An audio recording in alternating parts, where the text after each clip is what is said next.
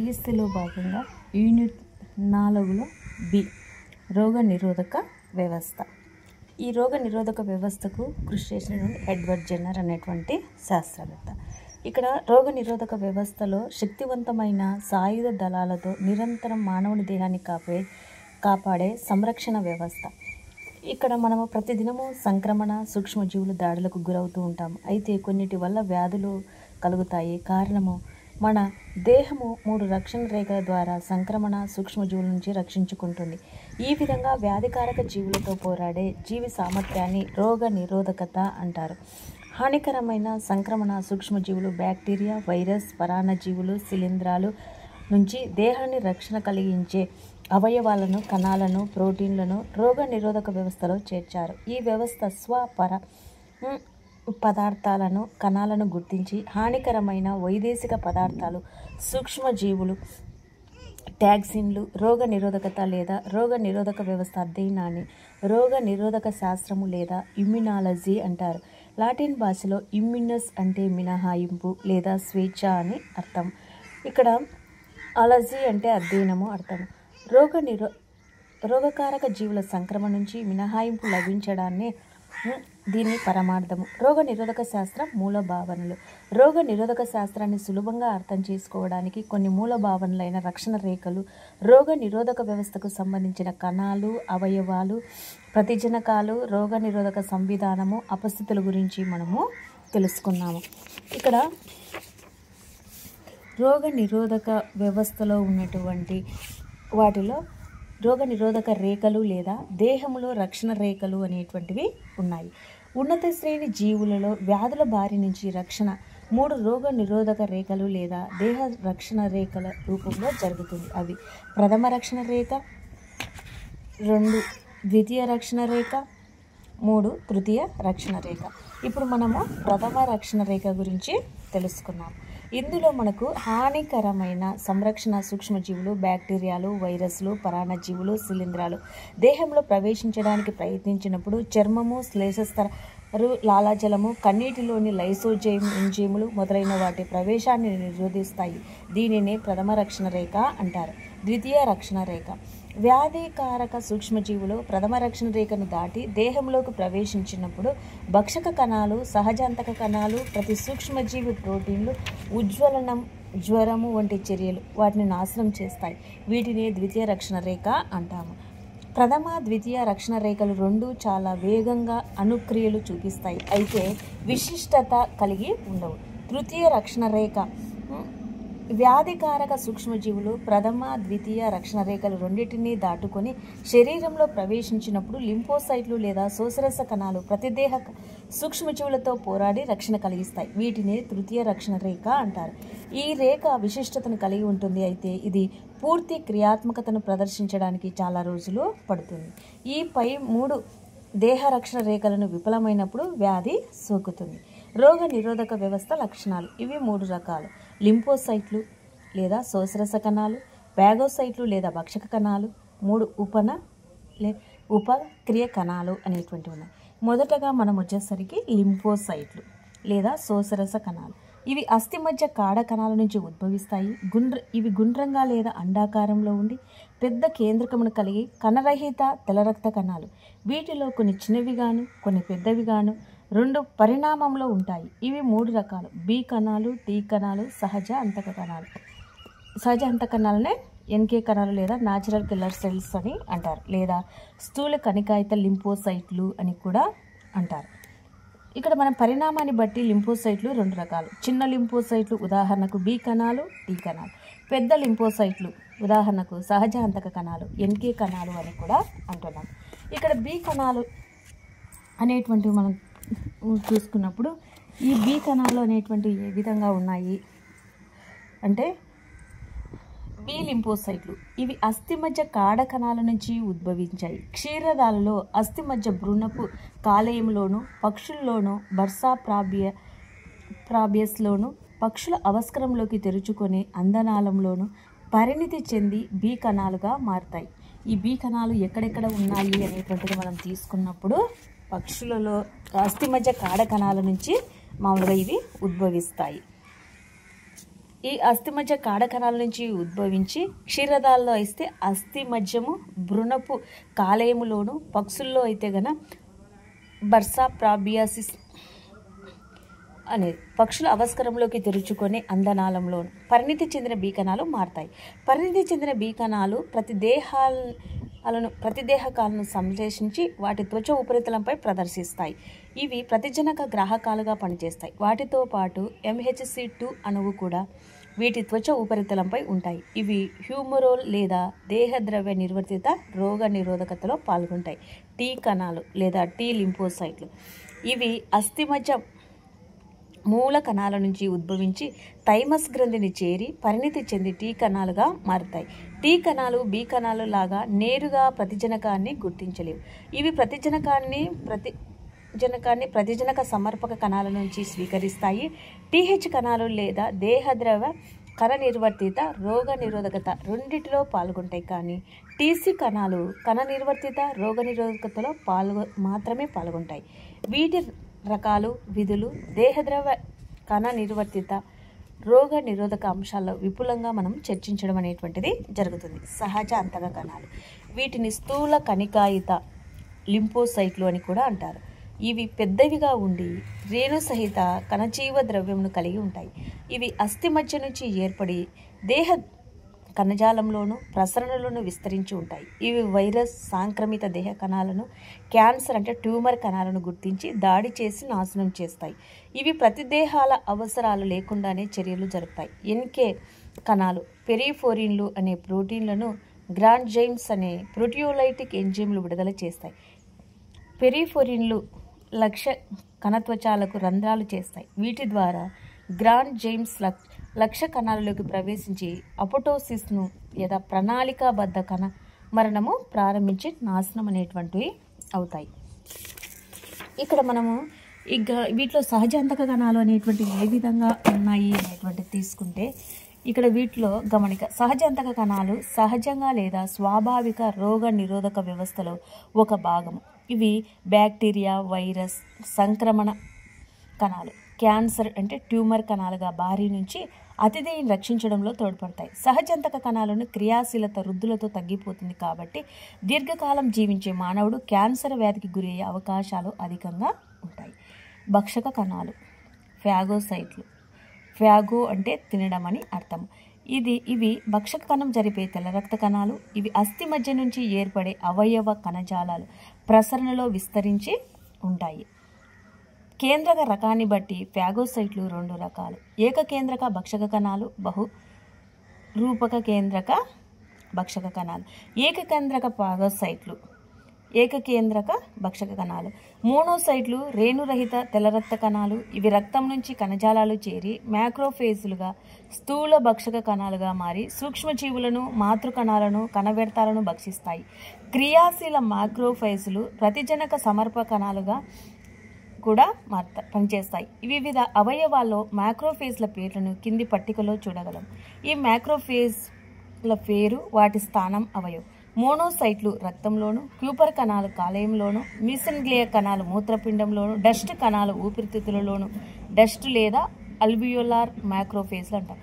మైక్రోగేల్ కణాలు మెదడులోను, ఇస్టియోలైసైట్ సంయోజక కణజాలలోను, ఆస్టియోక్లాస్ట్లు ఎముకలోను, సైనోవియల్ కణాలు సైనోవియల్ ద్రవంలో ఉంటాయి.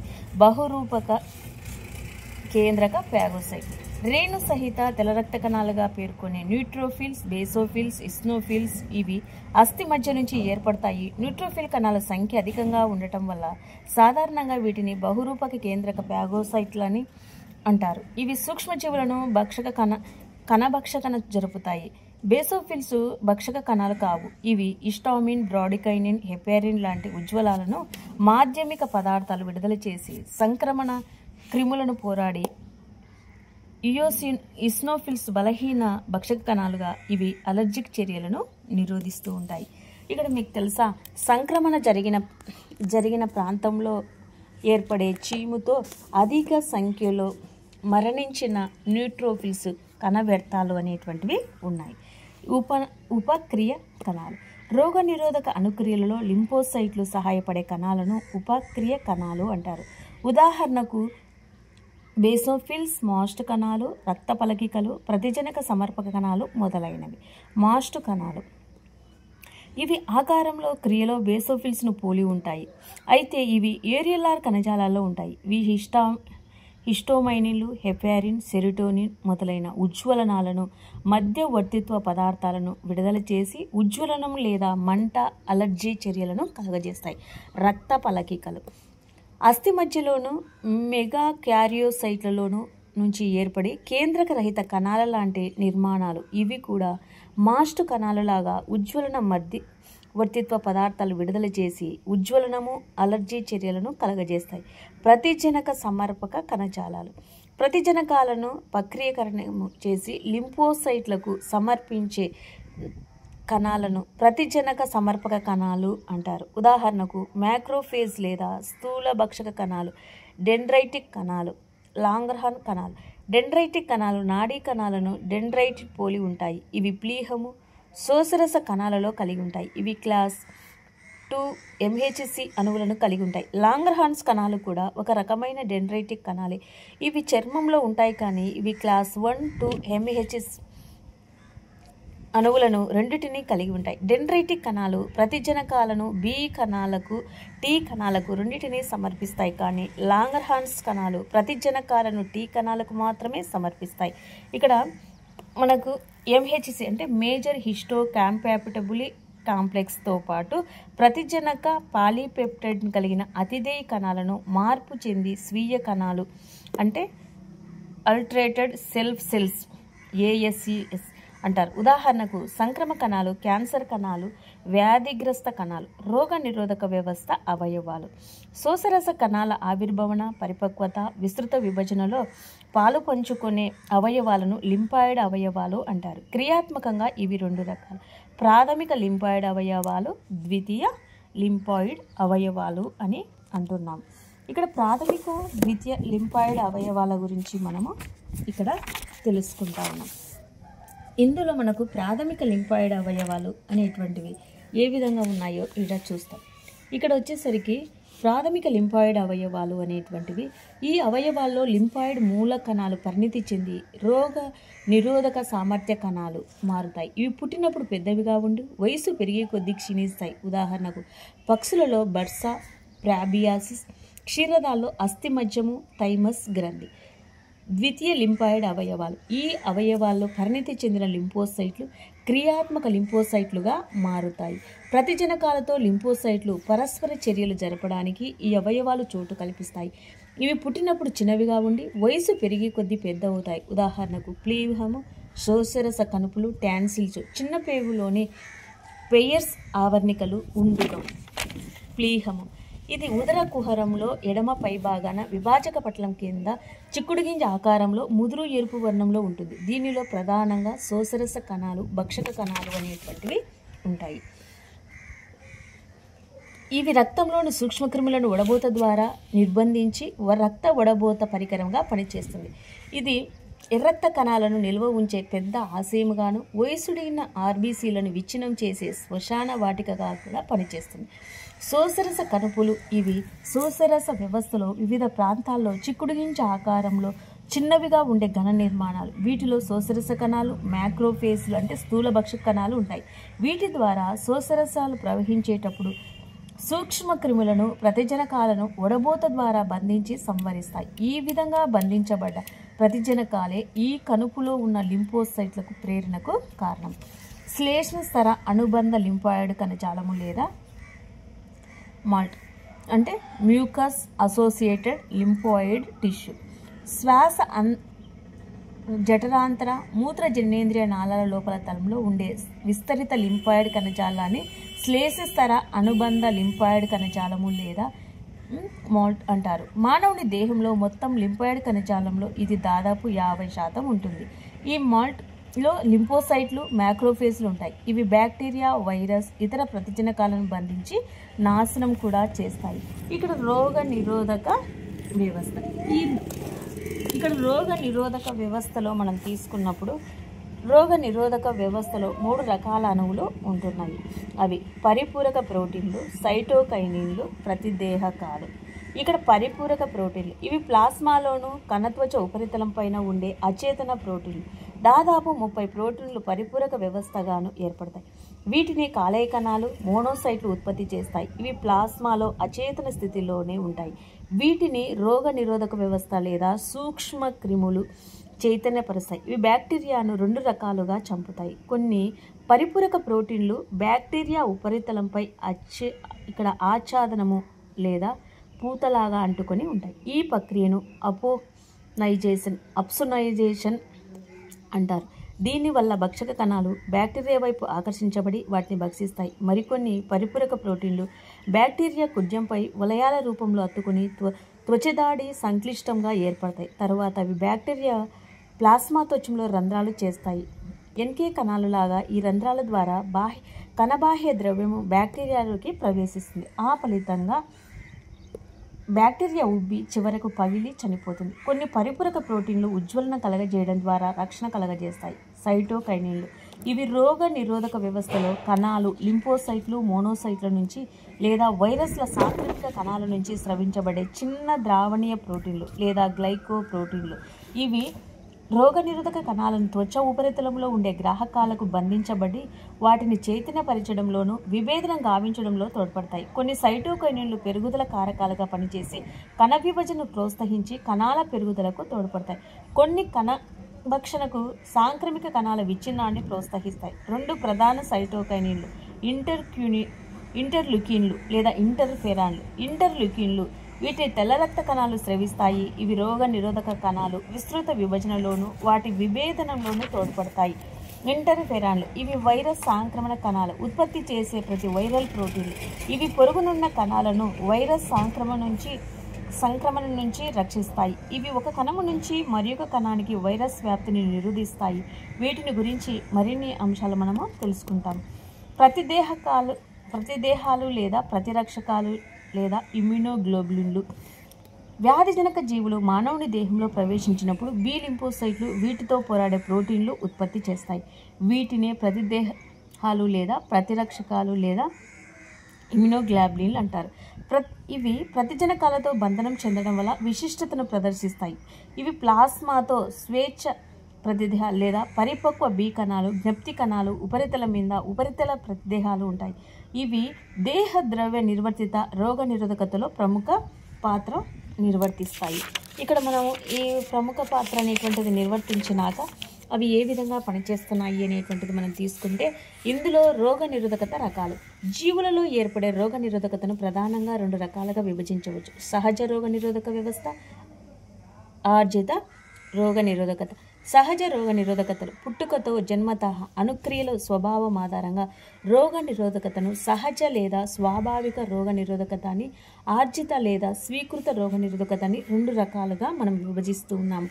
జీవులన్నిటిని పుట్టుకతో కలిగి ఉండే రోగ నిరోధక శక్తిని సహజ లేదా స్వాభావిక రోగ నిరోధకత అంటారు. ఈ నిరోధకతను దేహంలో సూక్ష్మజీవులు దాడి జరగకముందే ఏర్పడుతుంది కాబట్టి అవశిష్టంగా ఉంటుంది. దీనిలో 4 రకాల అవరోధాలుండి రక్షణ క్రియ యంత్రాంగాలుగా తోడ్పడతాయి. భౌతిక అవరోధాలు. చర్మము, శ్లేషస్తరాలు ప్రధాన భౌతిక అవరోధాలు. చర్మ సూక్ష్మజీవుల ప్రవేశాన్ని నిరోధిస్తాయి. శ్వాస జఠరాంతర మూత్ర జననేంద్రియ నాళాల లోపలికి తలంలో ఉండే శ్లేషస్తరాలు దేహంలో ప్రవేశించిన సూక్ష్మజీవులు బంధిస్తాయి. శరీర ధర్మపరమైన అవరోధాలు. జీర్ణాశయంలో స్రవించే HCl, లాలాజలము, కన్నీరు మొదలైన దేహ స్రావకాలు ప్రధాన శరీర ధర్మపరమైన అవరోధాలు. ఇవి సూక్ష్మజీవుల పెరుగుదలను నిరోధిస్తాయి. కణపరమైన అవరోధాలు. రక్తంలో బహురూపక కేంద్రమైన ల్యూకోసైట్లు, న్యూట్రోఫిల్స్లు, మోనోసైట్లు, సహజ అంతక కణాలు, కణజాలలోని మ్యాక్రోఫేజ్లు, స్థూలభక్షక కణాలు మొదలైనవన్నీ కణపరమైన అవరోధాలు. ఇవి సూక్ష్మజీవులను భక్షించి రక్షణ చేస్తాయి. సైటోకైనిన్ అవరోధాలు. రోగ నిరోధకత కణాలు సైటోకైనిన్లను స్రవిస్తాయి. ఇవి కణ విభజనను, కణ విభేదనను ప్రేరేపిస్తాయి. కొన్ని సైటోకైనిన్లు పొరుగునున్న కణాలను వైరస్ సంక్రమణ నుంచి రక్షిస్తాయి. గమనిక. లాలాజల కన్నీరు స్వేదములో లైసోజైమ్ అనే ఎంజైమ్ ఉంటుంది. ఇవి బ్యాక్టీరియా కణకుడ్యాలను కరిగిస్తుంది. చర్మము స్రవించే స్వేదము, తైలము, సీబం pH సుమారు 5గా ఉండటం వల్ల ఇది సూక్ష్మజీవుల పెరుగుదలను నిరోధిస్తుంది. స్వీకృత లేదా ఆర్జిత లేదా అనుకూల రోగ నిరోధకత. ఇవి జీవి పుట్టిన తర్వాత తన జీవిత కాలంలో ఏర్పరచుకున్న రోగ నిరోధకతను స్వీకృత లేదా ఆర్జిత లేదా అనుకూల రోగ నిరోధకత అంటారు. సూక్ష్మజీవి లేదా ప్రతిజనక దేహంలోకి ప్రవేశించిన వ్యాధి సంక్రమణ తర్వాత ప్రతిదేహాల ఉత్పత్తి వల్ల రోగ నిరోధకత ఏర్పడుతుంది. కాబట్టి ఇది ప్రతిజనక విశిష్టతను రోగ నిరోధకత జ్ఞప్తిగా ప్రదర్శిస్తూ ఉన్నాయి. ఒక వ్యక్తికిగా మారుతుంది. అనుకూల ఆర్జిత రోగ నిరోధకత 2 రకాలు. అవి క్రియాశీల రోగ నిరోధకత, స్తబ్దత రోగ నిరోధకత. క్రియాశీల రోగ నిరోధకతలో సూక్ష్మజీవి దాడి వల్ల కానీ లేదా ప్రతిజనక ప్రేరణ వల్ల కానీ దేహంలో ప్రతిదేహాలు ఏర్పడితే అటువంటి రోగ నిరోధకతను క్రియాశీల రోగ నిరోధకత అంటారు. ఇది జీవితాంతము రోగ నిరోధకత జ్ఞప్తిని కలిగి ఉంటుంది. అయితే దీని పూర్తి ప్రభావిత అనుక్రియలు నిదానంగా ప్రారంభమై దీర్ఘకాలం కొనసాగుతాయి. క్రియాశీల ఆర్జిత రోగ నిరోధకత 2 రకాలు. ఒకటి సహజ లేదా కృత్రిమ. సహజంగా సూక్ష్మజీవుల సంక్రమణ వల్ల, ఉదాహరణకు మచూచి, చిన్న అమ్మవారు, గవద బిళ్ళలు సహజ క్రియాశీల ఆర్జిత రోగ నిరోధకత. బి టీకా పద్ధతి ద్వారా బలహీనపరచబడిన ప్రతిజనకాలను కృత్రిమంగా దేహంలోకి ప్రవేశపెట్టినప్పుడు వ్యాక్సినేషన్ టీకాలు వేసుకోవడానికి ఆర్జిత క్రియాశీల రోగ నిరోధకత అభివృద్ధి చెందుతుంది. స్తబ్దత ఆర్జిత రోగ నిరోధకత.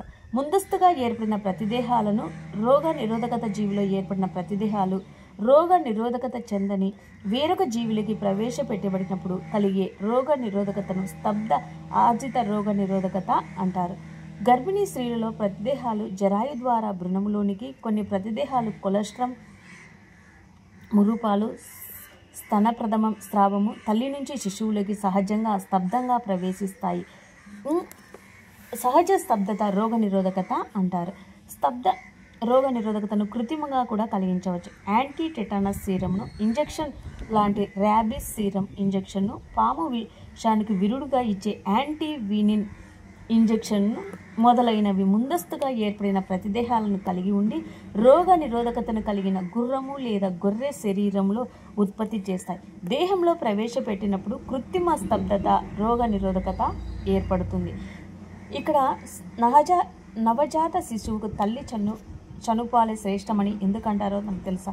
ప్రసవించిన తల్లి మొదట కొద్ది రోజులిచ్చే పసుపు రంగు చనుపాలను కొలెస్ట్రాల్ ముర్రుపాలు అంటారు. దీనిలో IgA రకపు ప్రతిదేహాలు అధికంగా ఉండి శిశువుకు రోగ నిరోధకతను ఇస్తాయి. ఇక్కడ మనము ముర్రుపాలను కొలెస్ట్రాల్ అంటున్నారు. ఈ కొలెస్ట్రాల్లో ఏ రకమైనటువంటి ప్రతిదేహకాలు ఉంటాయి అంటే ఇవి మనం బాగా గుర్తుపెట్టుకోవాలి. IgA అనేటువంటి రకపు ప్రతిదేహాలు ఉంటాయి. దేహద్రవ నిర్వర్తిత, కణ నిర్వర్తిత రోగ నిరోధకతలు. అనుక్రియ రకం ఆధారంగా రోగ నిరోధకత 2 రకాలు. అవి హ్యూమోరల్ లేదా ద్రవ నిర్వర్తిత నిరోధకత, కణ నిర్వర్తిత నిరోధకత అని అంటున్నాము. ఇక్కడ మనం వాటిని గుర్తుపెట్టుకుంటే ఏ విధంగా ఉన్నాయి అనేటువంటి హ్యూమోరల్ లేదా దేహద్రవ నిర్వర్తిత, హ్యూమోరల్ లేదా దేహద్రవ నిర్వర్తిత లేదా రోగ నిరోధకత అని మనం అంటున్నాం. ఇక్కడ వీటిలో తీసుకుంటే హ్యూమోరల్ లేదా దేహ నిర్వర్తిత రోగ నిరోధకతలో మనకు వచ్చేసరికి ఏ విధంగా ఉన్నాయంటే ప్రతిజనకానికి ప్రేరణ చెంది బి కణాలు లేదా లింఫోసైట్లు విశిష్ట ప్రతిదేహకాలను ఉత్పత్తి చేసి ప్లాస్మా, శోషరస మొదలైన దేహద్రవ్యంలోకి వీటిని పూర్వ హ్యూమోరస్ అనేవారు విడుదల చేస్తాయి. ప్రతిదేహం ద్వారా జరిగే రోగ నిరోధకతను హ్యూమోరల్ లేదా దేహద్రవ్య నిర్వర్తిత రోగ నిరోధకత అంటారు. దీని ప్రతిదేహ నిర్వర్తిత రోగ నిరోధకత అని కూడా అంటారు. ఇది దేహద్రవాల్లో ఉండే బ్యాక్టీరియా, వైరస్, సూక్ష్మజీవుల నుంచి రక్షణ కలిగిస్తుంది. ఇందులోని అంశాలు ప్రతిజనకాలు, ప్రతిదేహకాలు. ఇప్పుడు మనము ప్రతిజనకాలు. దేహంలో గుర్తించగలిగే రోగ నిరోధకత అనుక్రియను కలగజేసే పదార్థాన్ని ప్రతిజనకం అంటారు. సాధారణంగా ప్రోటీన్లు, పాలిసాకరైడ్లు ప్రతిజనకాలుగా పనిచేస్తాయి. అయితే ప్రతిదేహ చర్య జరిగేటప్పుడు అవి కొన్ని నిర్దిష్ట ప్రాంతాల్లో మాత్రమే కలగజేస్తాయి. ప్రోటీన్లతో కలిసి ఏర్పడ్డ గ్లైకోప్రోటీన్లు, లైపోప్రోటీన్లు, న్యూక్లియోప్రోటీన్లు మొదలైన అణు పదార్థాలు కూడా ప్రతిజనక చర్యలను కలిగిస్తాయి. ప్రతిదేహంతో బంధితమయ్యే ప్రతిజనక భాగాన్ని ఎపిటోప్ లేదా ప్రతిజనక నిర్ధారితం అంటారు. అదేవిధంగా ప్రతిజనకంతో బంధితమయ్యే ప్రతిదేహక భాగాన్ని పారాటోప్ అంటారు. ఒక ప్రతిజనకం మీద అనేక వేరెవరు ఎపిటోపులు ప్రతిజనక నిర్ధారితాలు ఉండవచ్చు. కాబట్టి ఒక ప్రతిజనకము అనేక రకాల ప్రతిదేహకాలను ఉత్పత్తి ప్రేరేపిస్తుంది. ప్రతిజనకాల ఉనికిని బట్టి దేహ ద్రవ్యాలలో ప్రసరణ చెందే వాటిని స్వేచ్ఛ లేదా ప్రసరణ ప్రతిజనకాలు అని, సాంక్రమికన కణము లోపల ఉండే వాటిని కణాంతర ప్రతిజనకాలు అని, కణ ఉపరితలంపై ఉండే వాటిని కణ ఉపరితల ప్రతిజనకాలు అని అంటాం. ఉదాహరణకు రక్తవర్గ ప్రతిజనకాలు అంటారు. ప్రతిదేహాలు వ్యాధిజనక జీవులు లేదా ప్రతిజనకాల ప్రేరణకు బి లింఫోసైట్లు ప్రతిదేహాలు అనే ప్రోటీన్ అణువులు ఉత్పత్తి చేస్తాయి. వీటిని ఇమ్యునోగ్లోబులిన్లు అంటారు. రోడ్నీ ఫోర్టర్ అనే శాస్త్రవేత్త ప్రతిదేహ మూల నిర్మాణాన్ని ప్రతిపాదించాడు. ఇది వై ఆకారపు అణువు. దీనిలో 4 పాలీపెప్టైడ్ గొలుసులు, అందులో 2 స్వరూపంలో పొట్టి తేలికపాటి గొలుసులు అంటే లైట్ చైన్లు ఎల్ అని, మిగిలిన 2 స్వరూప పొడవాటి భార గొలుసులు హెవీ చైన్స్ హెచ్. కాబట్టి ప్రతిదేహ నిర్మాణాన్ని H2 L2 అమరికతో సూచిస్తారు. ఇక్కడ ఈ 2 గొలుసులు LH ఒకదానితో మరి ఒకటి డైసల్ఫైడ్ బంధాలను SS బంధించబడి ఉంటాయి. ఇక్కడ ఉన్నాయి మనకి SS బంధాలు అనేటువంటి డైసల్ఫైడ్తో ఏర్పడినటువంటి SS బంధాలు అనేటువంటివి ఉన్నాయి. ప్రతిదేహము ఒక చివరకు FAB ఖండము లేదా ప్రతిజనక బంధన ఖండము అనే వేరొక చివరన FC ఖండము లేదా స్ఫటికీకరణం చెందే ఖండనము లేదా కణబంధన ఖండనము అంటారు. ప్రతిజనకాన్ని గుర్తించి దానితో బంధితమయ్యే ప్రతిదేహ భాగాన్ని పారాటోప్ అంటారు. నిర్మాణాన్ని బట్టి ప్రతిదేహాలు IgG, IgA, IgM, IgD, IgE అనే 5 రకాలు ఉన్నాయి. Ig అంటే ఇమ్యునోగ్లోబులిన్ అని అర్థం. వీటిలో IgG, IgD, IgEలు ఏకకణ రూపాలుగాను, IgA ద్వి అనురూపకంలోను, IgM పంచ అనురూపకంలో ఉంటాయి. మానవుని దేహంలో IgG రక ప్రత్యేహాలు అన్నిటికంటే అధికంగా దాదాపు 75% మనకు ఉన్నాయి. ద్రవ నిర్వర్తిత రోగ నిరోధకత సంవిధానము. దేహద్రవ్య నిర్వర్తిత రోగ నిరోధకత ప్రతిజనక ప్రతిదేహ చర్యలపై ఆధారపడి ఉంటుంది. ఈ సంవిధానం 4 దశల్లో జరుగుతుంది. మొదటి దశలో బి లింఫోసైట్లు ప్రతిజనకాన్ని గుర్తిస్తుంది. అది 2 దశల్లో ప్రభావిత కణాలను మారుస్తుంది. 3వ దశలో విస్తృత విభజన ద్వారా సంఖ్యను రూపొందిస్తుంది, ప్రతిదేహాలను ఉత్పత్తి చేస్తుంది. 4వ దశలో ప్రతిజనక ప్రతిదేహకాల చర్య అనేటువంటిది జరుపుతుంది. బి కణాలు బి లింఫోసైట్లు పరిణితి చెందేటప్పుడు ప్రతిదేహ ప్రోటీన్ల సంశ్లేషణ వాటి ప్లాస్మాతో ఉపరితలంపై ప్రదర్శిస్తాయి. వీటిని ప్రతిజనక గ్రాహకాలు అంటారు. నిజానికి ఇవి బి కణ ఉత్పత్తి చేయబోయే ప్రతిదేహాలను పోలి ఉంటాయి. వీటి సహాయంతోనే కణాల విశిష్ట ప్రతిజనకాన్ని గుర్తించి రోగ నిరోధక అనుక్రియలు ప్రారంభిస్తాయి. ఇక్కడ మనము తరువాత అస్థిమజ్జను వదిలి రక్తం ద్వారా ప్లీహము శోషరస కణములు చేరి అక్కడకు చేరిన సంక్రమణ సూక్ష్మజీవులు మనకేం చేస్తున్నాయి, ప్రతిజనకాలుగా గుర్తిస్తాయి. ఈ ప్రక్రియలో బి కణాలపై ఉండే ప్రతిజనక గ్రాహకాలు FAB చివరల ప్రతిజనకాలతో బంధనం చెంది చైతన్యవంతమవుతాయి. బి కణాలు గ్రాహకాలకు బంధించబడి ప్రతిజనకాలను అంతర్గతంగా కొన్ని దాని ప్రక్రియకరణము చేసి ప్రతిజనక తునకలను 2వ తరగతి HC అణువులతో అంటే MHC అణువులతో తన త్వచ ఉపరితలంపై ప్రదర్శిస్తాయి. సరైన TH కణాలను ఇవి ప్రతిజనక MHC2 సంక్లిష్టాన్ని గుర్తించి దానిలో కలిసి ఇంటర్లుకిన్లను స్రవిస్తాయి. దీనివల్ల బి కణాలు విభేదనం చెంది విస్తృత విభజన ద్వారా క్రియాశీల కణాలు మొదటి తరం క్లోన్స్ ఏర్పడతాయి. ఈ విధంగా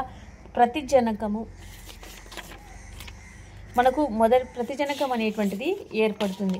దేహంలో ప్రవేశించేటప్పటి నుంచి బి కణాలు మనకు క్రియాశీలమైనటువంటి దేహంలో ప్రవేశించేటప్పటి నుంచి ప్రతిజనక కణాలు అనేటువంటి క్రియాశీలంగా ఉంటున్నాయి. ఇక్కడ వీటిలో మనం తీసుకున్నప్పుడు ఏ విధంగా ఉంటున్నాయి అంటే ప్రతి బి కణాలు క్రియాశీల మొదటి తరం క్లోన్లో ఏర్పడి వరకు జరిగే చర్యలను సంక్షిప్తంగా ప్రాథమిక రోగ నిరోధక అనుక్రియలు అంటారు. ఇవి జరగడానికి చాలా కాలం పడుతుంది. క్రియాశీల మొదటి తరంలో క్లోన్లు 2 రకాల కణాలు ఉంటాయి. అవి పెద్దగా ఉండే ప్లాస్మా కణాలు, చిన్నగా ఉండే జ్ఞప్తి కణాలు. ప్లాస్మా కణాలు ప్రతిదేహకాలను ఉత్పత్తి చేసి ప్రతిజనకంతో పోరాడతాయి. ప్లాస్మా కణాలు జీవితకాలం కొద్ది రోజులు మాత్రమే, తర్వాత అవి నశించిపోతాయి. కానీ జ్ఞప్తి కణాలు శోషరసపు కణంలో కొన్ని శతాబ్దాల వరకు జీవించి ఉంటాయి. అదే ప్రతిజనకం రెండవసారి దేహంలోకి ప్రవేశించినప్పుడు జ్ఞప్తి కణాల వేగము విభేదన చెంది రెండవ తరపు క్రియాశీల క్లోన్లు ఏర్పడుతూ ఉన్నాయి. దీన్ని ద్వితీయ రోగ నిరోధక క్రియలు అంటారు. రెండవ తరపు క్రియాశీల క్లోన్లలో క్రియాశీల ప్లాస్మా కణాలు, జ్ఞప్తి కణాలు రెండూ ఉంటాయి. క్రియాశీల ప్లాస్మా కణాలు ప్రతిదేహాలను ఉత్పత్తి చేస్తాయి. జ్ఞప్తి కణాలు శోషరసపు కణాలలో యథాతథంగా నిల్వ చేస్తాయి. పైన వివరించిన విధంగా చైతన్య బి కణాలు క్రియాశీల ప్లాస్మా కణాలు ఉత్పత్తి చేసి విశిష్ట ప్రతిదేహాలు ప్రతిజనకాలతో బంధనం చెంది ప్రతిదేహ సంక్లిష్టం ఏర్పడుతుంది. ఈ విధంగా 4 రకాలు జరుగుతుంది. తటస్థీకరణ ప్రతిదేహము ప్రతిజనక బంధనం చెంది దాన్ని భౌతికంగా నిరోధించి నిర్వీర్యం చేస్తుంది. ఉదాహరణకు సంక్రమణ వైరస్లు ఈ విధానంలో నిరోధించబడాయి. గుచ్చీకరణ ప్రతిదేహకానికి కనీసము 2 బంధన ప్రాంతాలు ఉంటాయి. ఇవి వివిధ రకాల ప్రతిజనకాలను గుచ్చనంలాగా బంధిస్తాయి. ఈ రీతిలో గుచ్చీకరణం చెందిన సూక్ష్మజీవులను స్థూలభక్షక కణాలు సులభంగా భక్షిస్తాయి. అవక్షేపణము ఈ ప్రక్రియ గుచ్చీకరణంలాగా జరుగుతుంది. అయితే ఇందులో ప్రతిదేహకాలు కరిగిన ప్రతిజనకాలను బంధించి అవక్షేపణం ఏర్పరుస్తాయి. అవక్షేపణం చెందిన ప్రతిజనకాలను స్థూలభక్షక కణాలు సులభంగా భక్షిస్తాయి. పరిపూరక ప్రోటీన్లు చైతన్యపరచడం ప్రతిజనక ప్రతిదేహక సంక్లిష్టాలు పరిపూరక ప్రోటీన్లను చైతన్యపరుస్తుంది. చైతన్యం చెందిన పరిపూరక ప్రోటీన్లు వైదేశికి కణము సూక్ష్మజీవి ఉపరితలంపై అతుక్కొని వాటి ప్లాస్మా త్వచంలో రంధ్రాలు ఏర్పరిచి కణ విచ్ఛితిని చేస్తూ ఉన్నాయి. ఈ విధంగా దేహద్రవ్య నిర్వర్తితంలో రోగ నిరోధక ప్రతిజనక దేహ చర్యలను ద్వారా విశిష్ట రక్షణతో పాటు స్థూలభక్షక కణాలు పరిపూరక ప్రోటీన్లు సహాయంతో అవశిష్ట రక్షణను కూడా కలగజేస్తుంది. ఇక్కడ రోగ నిరోధకత కణ నిర్వర్తిత రోగ నిరోధకతలో మనకు ఏమిస్తున్నాయి? టీ లింఫోసైట్ల చర్య వల్ల జరిగే రోగ నిరోధకత అనుక్రియలను కణ నిర్వర్తిత రోగ నిరోధకత అంటా ఉన్నాం. ఈ విధానంలో టీ లింఫోసైట్లు దేహంలోని మార్పు చెంది స్వీయ కణాలపై సాంక్రమిక కణాలు, క్యాన్సర్ కణాలు, వ్యాధిగ్రస్త కణాలు దాడి చేసి నిర్మూలన చేస్తాయి. అంతేకాక కణ నిర్వర్తిత రోగ నిరోధకతలో దేహంలోని స్వ కణాలను గుర్తిస్తుంది. మనం సాధారణంగా గమనిస్తే అంటు తిరస్కరణ కూడా ఈ రోగ నిరోధకత చర్య వల్లే జరుగుతూ ఉంది. టీ కణాలు, టీ లింఫోసైట్ కణాలు నిర్వర్తిత రోగ నిరోధకతలో పాల్గొనే ప్రధాన కణాలు. ఇవి అస్థి మధ్యలో మూల కణాల నుంచి ఏర్పడతాయి. థైమస్ గ్రంథిలో పరిపక్వత చెంది రోగ నిరోధకత కారహత టీ కణాలుగాను విభేదనం చెందుతాయి. తర్వాత ద్వితీయ లింఫాయిడ్ అవయవాలు ప్లీహము శోషరసపు కణంలో చేరి ప్రభావితమై టీ కణాలుగా మార్పు చెందుతాయి. టీ కణాలు 2 రకాలు. అవి హెల్పర్ టీ కణాలు, టీహెచ్ కణాలు, సైటోటాక్సిన్ టీహెచ్ మనకు టీ కణాలు, టీసీ కణాలు. ఈ రెండింటిని కణత్వచ ఉపరితలంలో మన కణత్వచ ఉపరితలంలో ద్వంద్వ గ్రాహకాలుగా ఉంటాయి. వీటిలో ఒకటి ప్రోటీన్లు, రెండవది ప్రతిజనకాన్ని గుర్తిస్తాయి. ఈ రెండింటిని సంయుక్తంగా టీ కణగ్రాహకము అంటారు. ఇక్కడ దీనిలో మనం ఎంహెచ్సి ప్రోటీన్లు అంటే మానవుడిలో హెచ్ఎల్ఏ ప్రోటీన్లు 2 రకాలు. అవి క్లాస్ ఎంహెచ్సి ప్రోటీన్లు, క్లాస్ 2 ఎంహెచ్సి ప్రోటీన్లు. ఇక్కడ క్లాస్ 1 ఎంహెచ్సి ప్రోటీన్లు ఇవి టీసీ కణాలు దేహంలో కేంద్ర సహిత కణాల త్వచ ఉపరితలంపై ఉంటాయి. క్లాస్ 2 ఎంహెచ్సి ప్రోటీన్లు ఇవి టీహెచ్ కణాలు స్థూలభక్షక కణాలు బి కణాలు త్వచ ఉపరితలంపై ఉంటాయి. మానవుడిలో 6వ క్రోమోజోమ్పై ఉండే జన్యువులు ఎంహెచ్సి జన్యు సంక్లిష్టం. ఎన్నో క్రోమోజోమ్పై ఉంటాయి? ఎంహెచ్సి 6వ క్రోమోజోమ్పై ఉంటాయి. ఎంహెచ్సి ప్రోటీన్ల సంశ్లేషణను నియంత్రిస్తుంది. ఈ ప్రోటీన్ కణాలను గుర్తించే బర్డ్గా లాగా పనిచేస్తాయి. అవయవాల మార్పిడి జరిగినప్పుడు ఎంహెచ్సి ప్రోటీన్ల దాత అవయవాన్ని పరాయిగా గుర్తించి తిరస్కరిస్తాయి.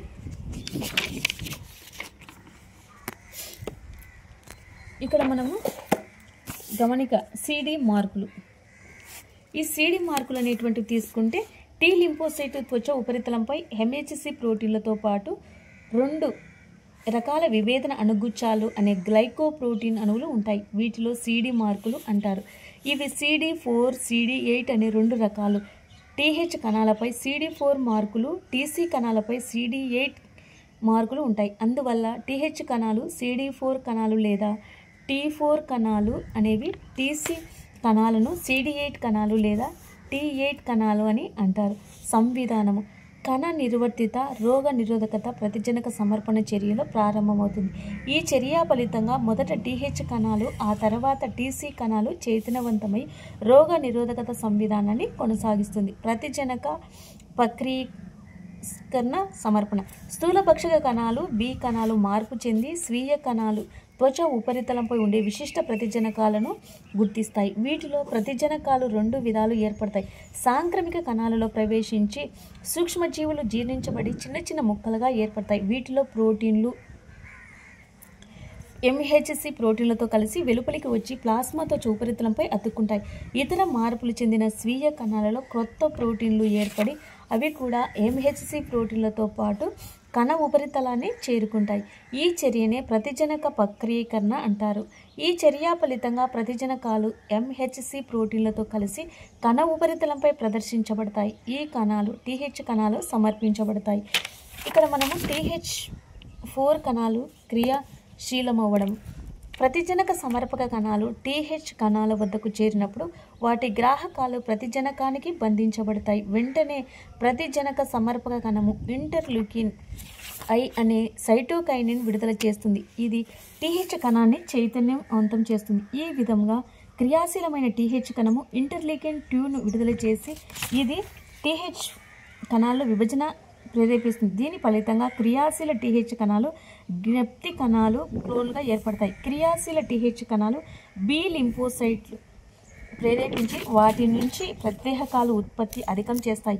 ఈ విధంగా TH కణాలు దేహద్రవ నిర్వర్తిత రోగ నిరోధకతలో కూడా పాల్గొంటూ ఉన్నాయి. మనకు TC కణాల క్రియాశీలత. ఈ TC కణాల క్రియాశీలత అనేటువంటిది తీసుకున్నప్పుడు ఏ విధంగా ఉంది? TC కణాల క్రియాశీలం అవ్వడం అనేటువంటిది TC కణాల నుంచి విడుదలై ఇంటర్లూకిన్ 2 అణువులు TC కణాలను కూడా చైతన్యవంతం చేస్తాయి. చైతన్యం చెందిన TC కణం మార్పు చెంది స్వీయ కణాలను కణగ్రాహ్యం ద్వారా గుర్తిస్తాయి.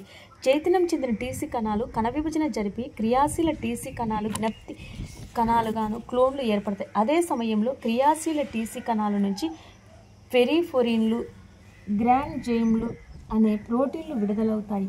ఇక్కడ మనం తీసుకుంటే ఈ పెరిఫోరిన్లు మార్పు చెంది స్వీయ కణాలలో ప్లాస్మాతో రంధ్రాలు చేస్తాయి. వీటి ద్వారా నీరులోనికి ప్రవేశించి కణదేహంలో ఉబ్బి చివరకు పగిలి నశిస్తాయి. గ్రాన్జైమ్లు సంక్రమణ దేహ కణంలోనికి ప్రవేశించి ప్రణాళికబద్ధ కణ మరణమునకు కలగజేస్తుంది. దీనిని అపోటోసిస్ అంటారు.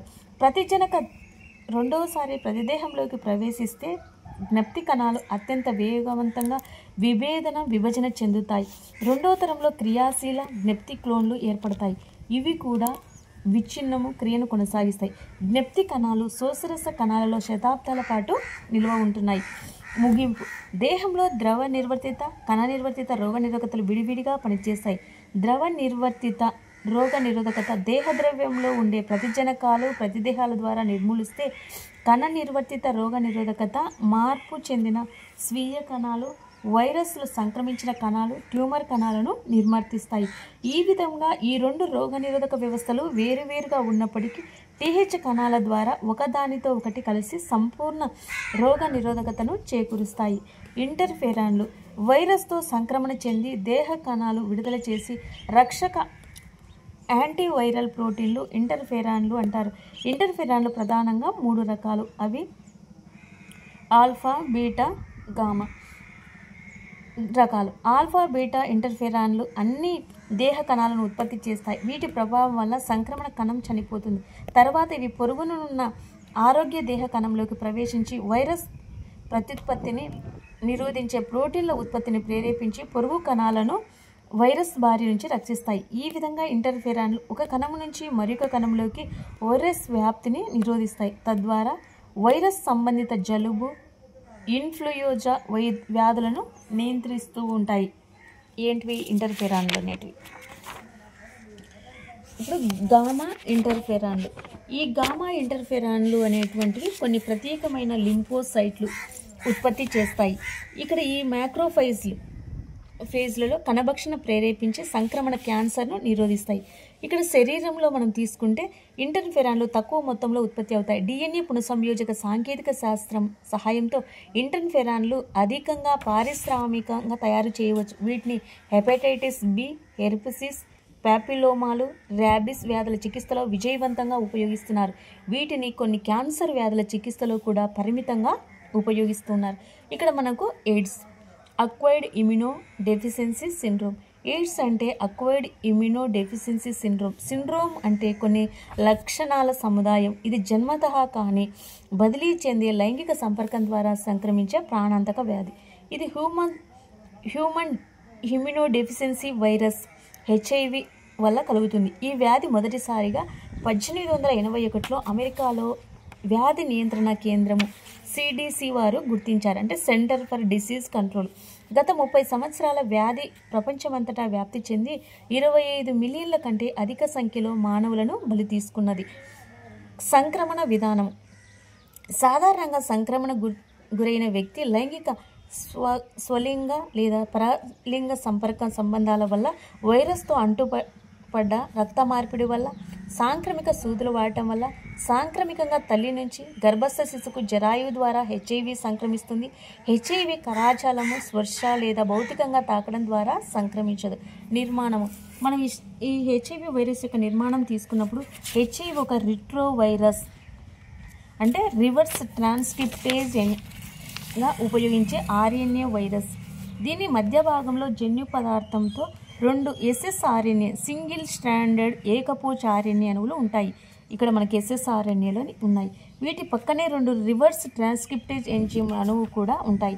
వీటి చుట్టూ ప్రోటీన్ తొడుగు, దాని వెలుపల ప్రోటీన్ స్తరము, దాని చుట్టూ వెలుపల లిపిడ్ స్తరము ఉంటుంది. వెలుపల లిపిడ్ స్తరాలలో గ్లైకోప్రోటీన్లు, GP4, GP120 ప్రోత్రాలు ఉంటాయి. ఇవి సంక్రమణ సమయంలో అతిదేహి కణ ఉపరితలంలో సంక్రమిస్తాయి. మనకు ఇక్కడ ఉన్నాయి GP4 అనేటువంటిది, GP120 అనేటువంటి ప్రోత్రాలు అనేటువంటి మనకు కనపడుతూ ఉన్నాయి. ఇక్కడ సంవిధానం.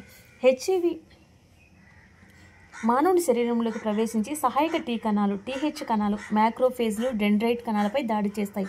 ఈ కణాలలో HIVలోని RNA రివర్స్ ట్రాన్స్క్రిప్టేజ్ అనే ఎంజైమ్ సహాయంతో తిరో అనులేఖనము ప్రక్రియ ద్వారా యుగల పోచలో వైరల్ DNAను సంశ్లేషణ చేస్తుంది. ఈ వైరల్ DNA వైరల్ ఎంజైమ్ ఇంటిగ్రేస్ సహాయంతో అతిదేహి కణం DNA అణువుతో కలిసిపోయి ప్రో వైరస్ ఏర్పడుతుంది. ఈ ప్రో వైరస్ కొంతకాలం తర్వాత సంక్రమణం అంటే వైరస్ అణువులను ఉత్పత్తి చేస్తుంది. ఈ విధంగా సాంక్రమికంగా మానవ కణాలు వైరస్ రేణువులను నిరంతరము ఉత్పత్తి చేసే HIV ఉత్పత్తి కారకాలు కర్మాగారాలుగా పనిచేస్తాయి. అతిదేహి కణాల నుంచి ఏర్పడ్డ కొత్త వైరస్ రక్తంలోని విడుదలై కొత్తగా TH కణాలపై దాడి చేస్తాయి. దీని ఫలితంగా HIV సంక్రమిక మానవుడి దేహంలో TH కణాల సంఖ్య రాను రాను తగ్గిపోతుంది. చివరకు రోగ నిరోధకత లోపానికి దారితీస్తుంది. HIV దాడిలో TH కణాలు మాత్రమే నాశనం అవుతాయి. మ్యాక్రోఫేజ్లు కానీ స్థూలభక్ష కణాలు నాశనం కావు. కేవలం కొన్ని రకాల కణాలు లేదా కణజాలాలపై మాత్రమే వైరస్లు, ఉదాహరణకు HIV వంటివి దాడి చేయడానికి కణజాల ట్రోపిజం అంటారు. వ్యాధి లక్షణాలు. మొదటిసారి HIV సంక్రమణ జరిగినప్పటి నుంచి వ్యాధి లక్షణాలు కనబడే వరకు కొన్ని నెలల మొదలుకొని కొన్ని సంవత్సరాలు, దాదాపు 5 నుంచి 10 సంవత్సరాలు పడుతుంది. ఈ కాల వ్యవధిలో ఆ వ్యక్తి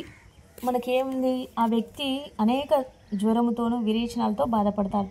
కాలక్రమేణా బరువు కోల్పోతారు. TH కణాల సంఖ్య తగ్గిపోతుతో బ్యాక్టీరియా, ముఖ్యంగా వైరస్లు, శిలీంధ్రాలు, టాక్సోప్లాజ్మా లాంటి పరాన్నజీవులు దాడికి గురవుతాయి. వ్యాధిగ్రస్తుడు తీవ్ర రోగ నిరోధకత లోపం వల్ల అల్పస్థాయి సంక్రమణ నుంచి కూడా రక్షించుకోలేడు. పాజిటివ్ వ్యక్తి ఎయిడ్స్ రోగి అని పిలవరు. వైరస్ పూర్తిగా అతని రోగ నిరోధక వ్యవస్థ నాశనం చేసి అవకాశవాద వ్యాధులకు లొంగిపోయినప్పుడు ఎయిడ్స్ రోగి అంటారు. వ్యాధి నిర్ధారణ.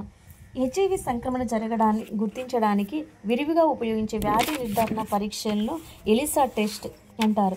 HIV వైరస్ దాడికి గురైన 15 రోజుల నుంచి 4 నెలల లోపు దీనిని గుర్తించవచ్చు. ఈ ఎలిసా కేవలం గుర్తింపు పరీక్ష మాత్రమే, స్క్రీనింగ్ టెస్టే, ప్రాథమిక పరీక్ష మాత్రమే. అయితే హెచ్ఐవి సంక్రమణకు వెస్ట్రన్ బ్లాట్ పరీక్ష ద్వారా మాత్రమే గుర్తిస్తారు. ఇక్కడ గమనిక, ఈ హెచ్ఐవి సంక్రమణ మొదటిసారిగా గురైనప్పటికీ దీనికి అనుక్రియ రోగనిరోధక వ్యవస్థ ప్రత్యేకాలు ఉత్పత్తి అవ్వడానికి మధ్య కాలాన్ని గవక్షావధి అంటారు. ఈ వ్యవధిలో వైరస్ ఉనికి గుర్తించలేరు. చికిత్స యాంటీ రిట్రోవైరల్ మందులతో ఎయిడ్స్కు చికిత్స చేయడం ద్వారా రోగి జీవితకాలాన్ని పొడిగించవచ్చు, కానీ మరణం నుంచి తప్పించలేం. కాబట్టి నివారణ పద్ధతులను పాటించడం ద్వారా హెచ్ఐవి సంక్రమణ నిరోధించవచ్చు. నివారణ: సురక్షిత లైంగిక సంబంధాలు, ఆసుపత్రిలో వాడే సిరంజీలు, సూదులు, సరైన స్టెరిలైజేషన్, రక్త మార్పిడికి ముందు హెచ్ఐవి కోసం రక్తాన్ని పరీక్షించడం మొదలైనవి కొన్ని ముఖ్య నివారణ పద్ధతులు. మన భారతదేశంలో జాతీయ ఎయిడ్స్ నియంత్రణ సంస్థ, నేషనల్ ఎయిడ్స్ కంట్రోల్ ఆర్గనైజేషన్ నాకో అనే ప్రభుత్వేతర సంస్థలు అంటే non government organisation NGOs AIDS మీద ప్రజల అవగాహన కల్పించడంలో చెప్పుకోదగ్గ కృషి చేస్తున్నారు. మనకి ఇక్కడ అతి సున్నితత్వ అపస్థితుల అలర్జీలు ఈ విధంగా పైన జరగడం, ఏదైనా కొత్త ప్రదేశానికి వెళ్ళినప్పుడు మీలో అకస్మాత్తుగా తగిన కారణం లేకుండా మీకు తుమ్ములు కానీ, పిల్లి కూతలు, శ్వాస పీల్చడము వచ్చి ఒక రకమైన ఈల వంటి శబ్దంతో కూడిన గురక కానీ ప్రారంభమయ్యాయా? తిరిగి మీరుండే ప్రదేశానికి వచ్చినప్పుడు ఆ లక్షణాలు తొందరగా తగ్గిపోయాయా? దీనికి కారణం ఏమిటి అనేటువంటిది మనము తెలుసుకోవాల్సినటువంటిది ఉంది.